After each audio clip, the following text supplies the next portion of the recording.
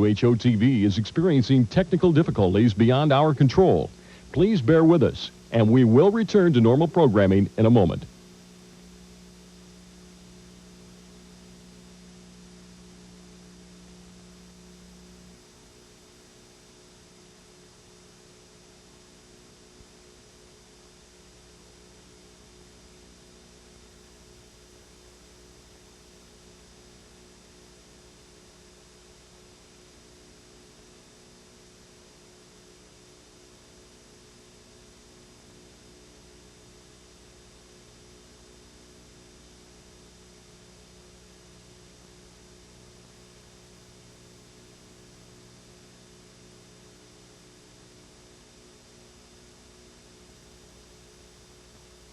Physical abuse or something like that, then your question is, what are you giving up by staying there? If you're giving up yourself to have a nice house or to have good schools for the children, I think that's too great a price to pay. There are always resources. There are women's centers that will help you. There are women's shelters that will help you. There are advocates for women, especially in a metropolitan area. And I think it's so important that you recognize that a relationship at any price is going to destroy you. Yes. And when you say define what you will accept and will not accept. Very specifically, yeah. It is not okay that you yell. It is not okay that you take charge of all the money. It is not okay that you hit the children. It is not okay that I can't go to school. You really have to make a list of your own personal Bill of Rights. When women take their power, men who do this will stop doing it. And that's what is beginning to happen and what is so exciting about all of this. Yeah, and if it's worth saving, he will stop doing it. He will stop doing it. And plenty of them are. Yeah, worth saving. There's one thing I'd like to say. We're out of time. We're out of time. I thank you all for being so honest with us. Those of you who called, those of you who shared here in the audience today. I'd say if you have watched this show today and you recognize yourself or recognize your mate, you should get Dr. Forward's book. It's called Men Who Hate Women and the Women Who Love Them. Thank you.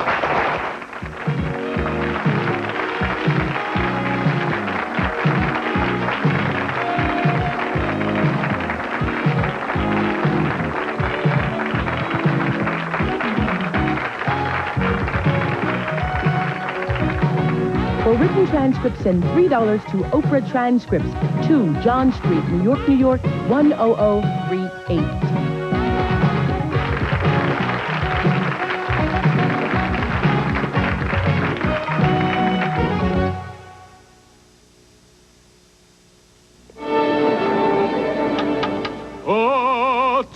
Tateros, tateros, tateros, tateros.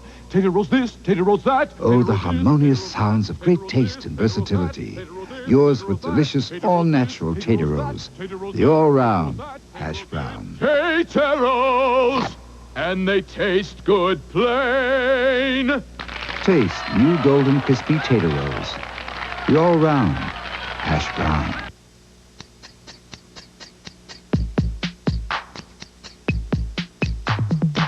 Nobody does your look great clips like we do. We do a look that's right for you. Great clips, that's right. Nobody does you like we do. Great styling, great clips. It only looks expensive. Nobody does you like we do. Have you heard the latest good news? Good Pre-Owned Furniture has a good deal for you this month. With each purchase of $500, you'll receive a free Harris table lamp. Select a beautiful top-quality new lamp valued at $80 to $130. Your choice of color in ceramic, wood, or brass. Give your home a new sparkle with new or pre-owned furniture and a free Harris table lamp from the affordable alternative. Good Pre-Owned Furniture in the McNeil Shopping Center, Merle Hay Road, and Urbandale Avenue. Open till 4 on Sundays. This is WHO TV 13 Des Moines. Farland and Poindexter, in which it is pointed out that it appears the problem of notifying Congress about these transfers of weapons can be covered, quote, covered, if the president made a mental finding, quote, unquote, a mental finding. It says that's a lack of legal vigilance, little attention to the law. You can't do these things on mental findings. All right, Carl, we're going to go now to the old Executive Office building, which is the building right next door to the White House, where the president will be appearing this morning with members of the Tower Commission before a very crowded and attentive news conference. John Tower, Edmund Muskie, Brent Scowcroft taking their chairs. Procedure as we understand it. Ladies and gentlemen, the President of the United States. Gentlemen, please be seated. On behalf of myself and the American people, I want to extend my thanks to Senator Tower, Secretary Muskie, and General Scowcroft. Whatever this report may say, I have appointed, or I'm proud to have appointed, this distinguished board because it fulfills my commitment to get the facts and share them with the American people. This is why I asked Attorney General Meese to conduct his review, and why, when that review uncovered unauthorized actions, I ordered full disclosure of what we then knew. It was why I urged the appointment of an independent counsel, and why I appointed David Abshire as my special counselor on this matter. And it is also why I ordered full cooperation with congressional inquiries. And it's why I appointed this board, the Tower Board. The significance of this board's work is reflected in the size of this volume, which I'm going to carefully study over the next several days. But Senator Tower, Secretary Muskie, and General Scowcroft, in completing the task so well, you've again demonstrated a willingness, one you've shown all your lives, to help your country, to devote yourself to public service. In a highly charged atmosphere, I know it wasn't easy to interrupt your lives, but this was an important contribution to your nation, and the American people are grateful to you for it. And now, in addition to thanking these distinguished gentlemen, I want to make it clear that I consider their work far too important for instant analysis. I intend to read and digest it first, think carefully about its findings, and promptly act on its recommendations.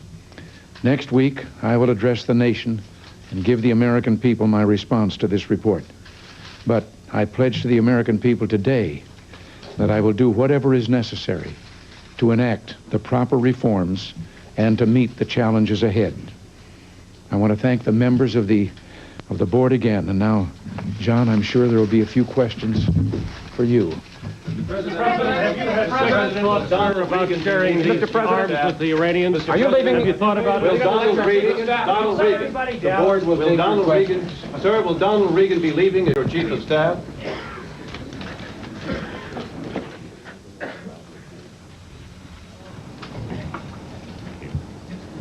President Reagan refusing to rise to the bait from the White House press corps as they shouted questions at him. We'll now hear from John Tower, who is the commission chairman here. The Special Review Board has completed its work. Senator Muskie and General Scowcroft will have their own statements in a moment, but it might be helpful to give you the highlights of this rather lengthy report to the President. Before we begin, I want to note that I have never been privileged to work with two more public-spirited, perceptive, and intellectually honest men than Ed Muskie and Brent Scowcroft. Our working relationship was congenial and collegial. The report represents the collective understandings, evaluations, and judgments of all three of us. There were never any significant disagreements among us. It was incumbent upon us to put aside all partisan or personal loyalties and prejudices in fulfilling this demanding and challenging assignment. I emphasize that it was not our function to make judgments on criminal culpability. I want to express my gratitude to my colleagues for the considerable time they devoted, their dedication, and their sense of purpose. We would be remiss if we did not pay tribute to the small but dedicated, diligent, and highly professional staff that supported us.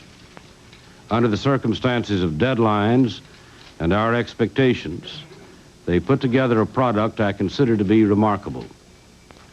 Now let me discuss this report for a few minutes. Ed and Brent will each expand on this in their own statements at the completion of my remarks. We began our work December 1st of last year, the same day President Reagan appointed us and signed the executive order.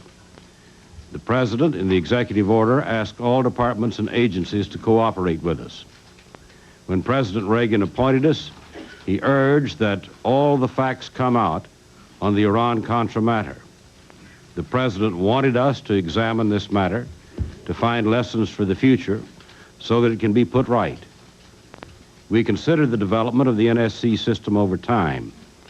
As part of that review, we interviewed former Presidents Nixon, Ford, and Carter, as well as most of the living Secretaries of State, Secretaries of Defense, Directors of Central Intelligence, National Security Advisors, as well as 2 former chairmen of the Joint Chiefs of Staff. In addition, we looked at specific case studies of the NSC system from the administration of President Eisenhower to date in an effort to understand how the system works under stress. The Iran Initiative and Contra diversion served as the primary case study in our review. A summary of the facts on Iran Contra is located in Part 3 of our report. Here and elsewhere, we have presented these facts as we understand them. Some information we have concluded must remain in the classified domain. No material, I emphasize no material, was deleted on the grounds that it might prove politically embarrassing to this administration. What was left out did not alter the substance of the report. Our conclusion is that there are indeed many powerful lessons to be learned. Part 4 of our report, called What Was Wrong, is intended to instruct on those lessons. It is important to emphasize, however, that putting into practice those lessons is not susceptible of quick fixes or easy answers. Our principal recommendation illustrates that point. Let me quote from the report here. Using the process will not always produce brilliant ideas, but history suggests it can at least help prevent bad ideas from becoming presidential policy. Now, the report you have is a lengthy one. Here are a few points you might keep in mind while reading through it. Mistakes were made, but those mistakes that attract headlines may give a distorted picture of how the NSC really works. We looked at case studies from crises of this and previous administrations. The Iran Contra affair was clearly an aberration. The NSC system is alive and has served us well for the 40 years of its existence. We should profit from those mistakes. The President obviously desires to do so. It is a tribute to President Reagan that he had the courage to invite 3 outsiders in, give them complete access to sensitive national security files and administration personnel, and deal with the consequences. This act clearly demonstrates the strength and resilience of American democracy with its inherent capacity for constructive self-analysis and self-criticism. To make the NSC system work, it must be used. One of the mistakes made in the Iran Initiative was to ignore the process. Process is no substitute for substance. However, steady and consistent governance has a better opportunity of success if there is an orderly process for decision-making. The President is the ultimate decision-maker in national security. No one can or should pretend otherwise. We could not long endure exercise of executive power by committee. A strong executive with the flexibility to conduct foreign and diplomatic affairs is an essential feature of our form of government. Those who serve as presidential advisors on national security issues have a special responsibility. This is true for this or any administration. The advisors must assure that the president gets the best counsel possible. A president may not follow their advice, but the advisors have a clear responsibility to continue to bring to his attention matters that are pertinent even after the decision is made. Our report follows these principles. Taken as a whole, they constitute a guide to sound management. The board went to considerable lengths to obtain the facts about Iran Contra. To the extent that we obtained them, they are in Appendix B. There, the story is told as best we know how. We also looked into the issue of NSC involvement in support of the Nicaraguan rebels, the so-called Contras. We did not have the time to do so thoroughly. However, what we learned is at Appendix C. The handling of the matter after it became known was of interest to us also. The board was able to take a broad look at this, but not in the detail which we devoted to the Iran initiative. That is included in Appendix D and summarized at the end of Part 4. The Congressional Investigating Committees and the Independent Counsel will carry on. We leave it to them to analyze new evidence. The value of this effort we leave to the judgment of the American people and to history. Senator Muskie will now give his statement and discuss Part 4 of the report. General Scowcroft will follow him and discuss our recommendations. Senator Muskie. Thank you very much, John. I share John's evaluation of the work that we've done together. I have total respect for both of my colleagues, and I emphasize that this is a unanimous report, and I think it was clear from the beginning that it would be. I would also like to emphasize that the President, after all, appointed us to conduct the study. We wouldn't be here discussing the report except for that fact. We were given 2 extensions of time to conclude our work. We were given the kind of access to departments and agencies of the government which he promised us. I will address my remarks, as John has said, to Part 4 of the report, which is entitled, What Was Wrong? I commend it to those who would like a summary of our findings. It goes to our mandate to draw conclusions about the NSC system, and it forms the basis of our recommendations. So Part 4 and Part 3 taken together are the meat of what it is that we present. Now, the following are among the conclusions you will find in this section.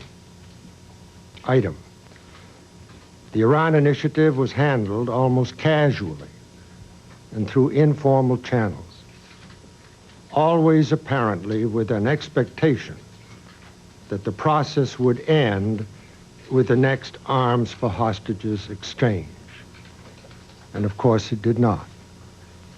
It was subjected neither to the general procedures for interagency consideration and review of policy, nor the procedures for covert operations. Item: the opportunity for a full hearing before the President was inadequate. Item: interagency consideration of the initiative was limited to the cabinet level and inadequate at that. It was never examined at the staff level, where expertise on the situation in Iran, the difficulties of dealing with terrorists, and the mechanisms of conducting diplomatic openings may have made a difference.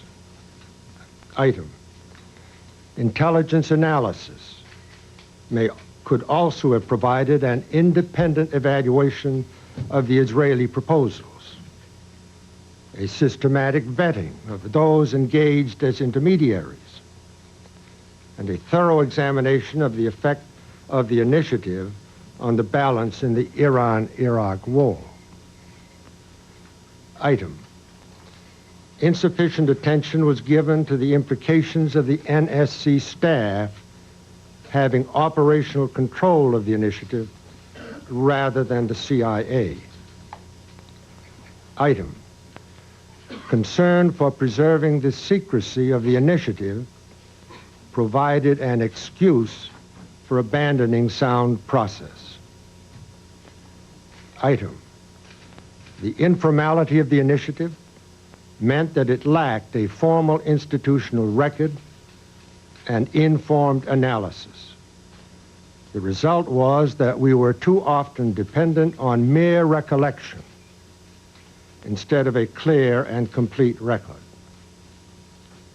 Item, the implementation of the initiative was never subjected to a rigorous review at appropriate times in this long 18-month history. The board also reached several conclusions regarding responsibility. This is not an exhaustive list, but some of the highlights. I would be surprised if the list answered all the questions that you would like to put, but I hope that these will get you started. Item, the NSC system will not work unless the president makes it work. After all, this system was created to serve the President of the United States in ways of his choosing, by his actions, by his leadership. The President, therefore, determines the quality of its performance. Item, the President did not force his policy to undergo the most critical review of which the NSC participants and the process were capable. Item, the board found a strong consensus among NSC participants that the President's priority in the Iran initiative was the release of U.S. hostages. But setting priorities is not enough when it comes to sensitive and risky initiatives that directly affect U.S. national security. For it is the President who must take responsibility for the NSC system and deal with the consequences. Item, President Reagan's personal management style places an especially heavy responsibility on his key advisors. Knowing his style, they should have been particularly mindful of the need for special attention to the measures in which this arms sales initiative developed and proceeded. On this score, neither the National Security Advisor nor the other NSC principals deserve high marks. Item, the National Security Advisor failed in his responsibility to see that an orderly process was observed. Item, the Chief of Staff also shares in this responsibility. More than almost any Chief of Staff of recent memory, he asserted personal control over the White House staff and sought to extend this control to the National Security Advisor. He, as much as anyone, should have insisted that an orderly process be observed. In addition, he especially should have ensured that plans were made for handling any public disclosure of the initiative.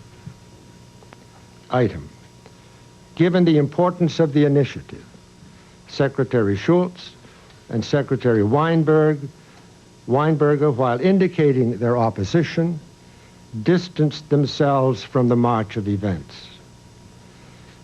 Item. There is no evidence that Director Casey made clear to the President that Lieutenant Colonel North, rather than the CIA, was running the operation. The President does not recall ever being informed of this fact. Indeed, Director Casey should have gone further and pressed for operational responsibility to be transferred to the CIA. I now yield to my colleague, General Scowcroft.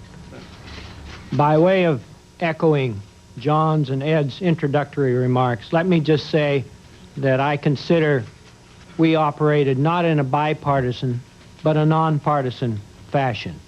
We had a great many arguments about semantics, but I recall not a single one about substance.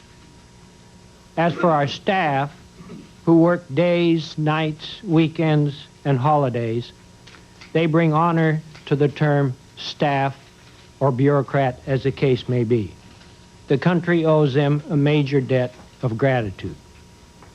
As Senator Tower said, we studied with care the operation of the NSC system over the 40 years of its existence.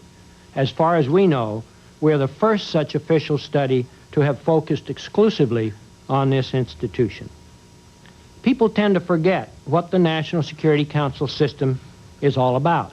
The NSC system, it's the council itself, the NSC staff, and the National Security Advisor, is the president's creature. The president is accountable to the American people for its successes and its failures. It is not just another agency of the executive branch. It is not intended to be subject to the reach of Congress. It is the president's own instrument. It is through this system that he brings his creative impulses in national security to bear on the permanent government, the departments and agencies. It is one of the few structures in government that is unequivocally his. The National Security Act recognized this by giving the president wide latitude to fashion it to his liking. Each president has done so, with the result that over the years there have been many different operational styles, many different operational organizational modes for the NSC staff and the National Security Advisor. Given its role, there is no ideal structure for the system. It should be sufficiently flexible to be adaptable to the management style and operating philosophy of any president. But there are certain functions which, in some manner, must be performed to provide every president with the tools he requires to do his job. The National Security Council exists for only one purpose: to advise the president in his awesome task of directing the national security policy of the country. It does not make decisions. The agency heads who participate in its deliberations are there not simply to represent their department views. They are there as individual advisors to offer their best judgment to the president. As the manager of this system, the National Security Advisor must ensure, at a minimum, that matters which come before the NSC cover the full range of issues on which a review is required, that a full range of options is considered together with their opportunities and their risks, that all relevant intelligence and other information is available to all the participants, especially the president, and that presidential decisions are fully understood and are implemented in the manner in which the president intended. But the National Security Advisor is not simply the manager of the process. We believe that he himself should be an important source of advice to the president. His is advice unburdened by agency burdens and perspectives. But he must, to play his role properly, also represent the views of the other principals fully and fairly. This is an essential, a difficult, but not an impossible task.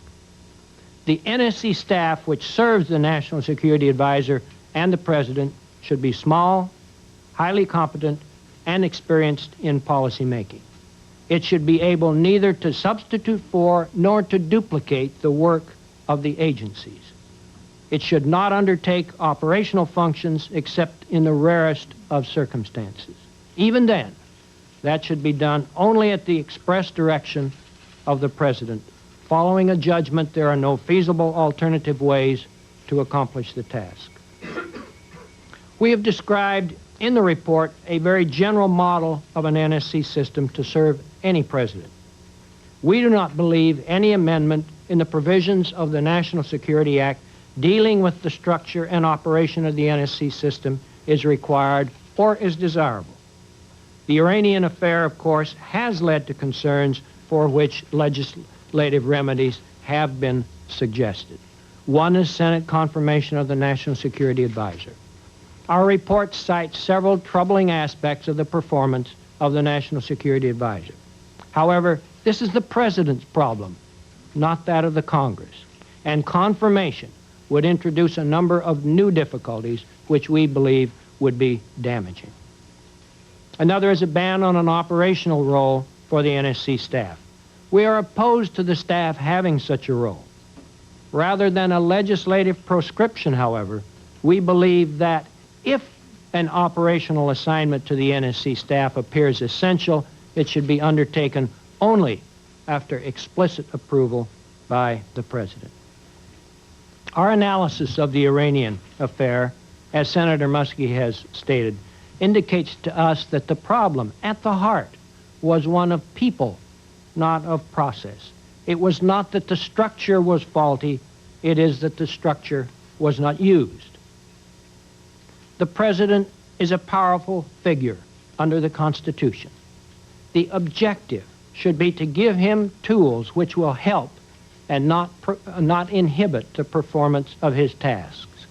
Unless the system is flexible enough to serve any president's needs, it will either become an obstacle and a source of frustration to the president, or an institutional irrelevance as he fashions an informal structure more to his liking. We believe the recommendations we've outlined provide for a system which can be operated so as to minimize the likelihood of major error in national security policy without destroying the creative impulses of the President. Gentlemen, did the President... Mr. Plant. Did the President take responsibility or deal with the consequences, as you say, in this case? I think the President has said that he would take the responsibility for what happened. In this particular instance, I believe that the President was poorly advised and poorly served. I think that he should have followed up more and monitored this operation more closely. I think he was not aware of a lot of the things that were going on and the way the operation was structured and who was involved in it. He very clearly didn't understand all that. You list a number of things you say the President should have done but did not do. To put it in plain English, are you saying the President made mistakes? Yes, the President made mistakes. I think that's very plain English. The President did make mistakes. A lot of his subordinates made mistakes. I might note that every president has made mistakes from time to time, some of far greater consequence than the ones that President Reagan has made. I think that the whole initiative could be justified on the grounds of a geostrategic opening, but that the arms for hostage exchange cannot be justified and was actually counterproductive of the long-term objective of a geostrategic opening. Senator Tower, and I'd like to ask all three of you to answer this, if you will, because you've all had long experience dealing with presidents. If you could put this in comparison to other presidents you've all worked with, how disengaged was this president from the process? How troubling is that to you? And how dangerous was it to have a foreign policy that the president wasn't running? Let me make my comment on that, and my colleagues will have their own observations.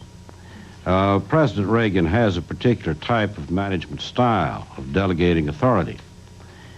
And that style to work means that the president must be surrounded by experts who will act responsibly. At the same time, the president must from time to time monitor the actions of those to whom he delegates authority. Now, there are other presidents that have had different styles. Some have gotten heavily involved in the details of operations to the point where they fail to see the big picture. They lose vision and concept. I think that President Reagan is a man of great vision and concept. And I think for the most part, the operation of the foreign policy of this administration has been good. And I think the policy has been fundamentally sound. In this particular instance, it wasn't the public policy of the United States that was in question. But the fact is that there was a covert activity that was going absolutely contrary to the public policy of the United States that was set by the President himself. Could I ask both of the other gentlemen to answer that, too? Should be permitted to. Yes, I think the key to the system is that it ought to be able to adapt to the management style of different presidents. And we've had some, as John said, going from the, if you will, the laid-back style, I think that was the term used, to a highly intrusive kind of a president. Now, what happened in this case is that the system did not compensate for the management style of the president. He did not perhaps ask enough questions, but it was incumbent upon the other participants in the system to ensure that the president was absolutely clear about what was going on. There should have been bells ringing, lights flashing, and so on, so that there was no question, not to try to steer him or anything, but no question what the consequences of his pursuing this policy was. Let Senator Muskie comment. Follow-up question to each of us? He asked the whole panel to comment. Yes, I know. Well, let me put it this way. The policy was a wrong policy, and it was the president's policy. And there's no question but what he felt deeply about that policy and about its purposes and objectives. He did truly believe that we ought to be thinking about developing an opening to Iran at the right time under the right circumstances. And that was not a casual position on his part, it was a deeply felt one. At the same time, he was emotionally and heavily involved in the fate of the hostages. And if you recall the last 18 months, there were many opportunities in which the president was exposed to the tragedy of these various hostage situations. And in July, for example, of 1985, the TWA hostages came back, and there was the funeral at Arlington Cemetery. And that day and those circumstances happened to coincide with the first initiative taken by the Israelis to present a proposal to him. And he reacted strongly. And it's clear that he was driven by that compassion for the hostages from beginning to end. So there was this coincidence of presidential interests, which it is appropriate for the president to take. But given his heavy personal and emotional commitment to both objectives, it was then incumbent upon his staff to make sure that all of the implications of the policy were investigated, and I think I made some comments on that in my opening statement. The lady in red in the back there. The lady in red back there. Senator, I'm interested in the corporate involvement in the financing of the situation. Particular on page C6, it states that Colonel North had some connections to political action committees. In particular, I'd like to know about the Fortunes, any of the Fortune 500, whether they themselves or subsidiaries financed this through charitable contributions, foundations, or political action committees. Let me say that we did not deal with individual or private contributors to the Contras. That's not dealt with here. We did deal with the fact that NSC staff were obviously engaged in activities that in helping to manage and coordinate activities that were clearly not sanctioned by the Boland Amendment. The lady here in red. In your conclusions on that, you have a lengthy appendix which says that Colonel North reported to both Mr. McFarland and later to Admiral Poindexter about his involvement in resupplying the Contras. Now, do you conclude from that that that was the policy of this government in contradiction to the Boland Amendment, and that others in the NSC, including Schultz, Weinberger, the president, the vice president, were aware of it? I don't believe that we and my colleagues can comment on this if they choose, but I don't believe that we found anything that would lead us to believe that the president was directly involved in this effort, that it was indeed an operation that was going on in the NSC staff, but that they were not personally involved or knowledgeable. And let me call on General Scowcroft on that. How both McFarland and Poindexter could have been running this operation through Colonel North without the president's knowledge or Director Casey's knowledge or anyone else higher up knowing? First of all, I think it's important to underscore that the legislative provisions dealing with Nicaragua and the Contras are extraordinarily complex, ambiguous, and it's not at all clear whether they were or were not operating in violation. Secondly, it was not our job to review criminal culpability. We looked at what happened and tried to figure out why it happened, not whether or not it was specifically in contravention of laws, other than was it in fact considered. It's a very murky question. Indicated that the president has not been involved in a cover-up. Does that mean that the president has in fact been honest with the American people at all stages of this investigation? I think the president did not direct, and we don't use the term cover-up, the president did not direct the preparation of the materials that were employed in his public presentations of November 13th and November 19th, I believe. There was a deliberate effort to mislead by those who prepared these materials. I don't believe that the president wittingly misled the American people. I think the president was convinced himself of the veracity of what he was saying. I think at the same time that he was that he felt that there was still an opportunity perhaps for additional hostages to be released. I think he felt very strongly that any public comment that he might make could conceivably have some impact on the safety, the personal safety of people, of both hostages and people in Iran. Senator, you heard from the president on 3 occasions, twice in testimony and once by letter, and there are variances in that testimony about the authorization from the Israeli shipment. Could you address what you find and what you believe the president's position on that is, and whether the board finds and what its finding is in terms of an authorization to the Israelis to make that shipment? Absent any evidence to the contrary, we have to conclude that the president's recollection of when the first shipment was approved is faulty. Now, he does acknowledge having approved it. The question is whether it was approved prospectively or retrospectively. The board has made a plausible judgment, in my view, that the shipment was approved prior to the first August 30th transfer of arms. Now, again, that is a judgment on our part. Ms. White. Ms. White. You're considered a Reagan loyalist. You headed up the Reagan-Bush campaign in Texas, viewed as sympathetic to the president. What steps do you think he needs to take to, I guess, restore public confidence in his ability to govern? Well, I think the president must respond with great candor. I think that there is a great deal that he will learn from reading our report that has not been brought to his attention by his subordinates. As you know, we criticize his subordinates a great deal here.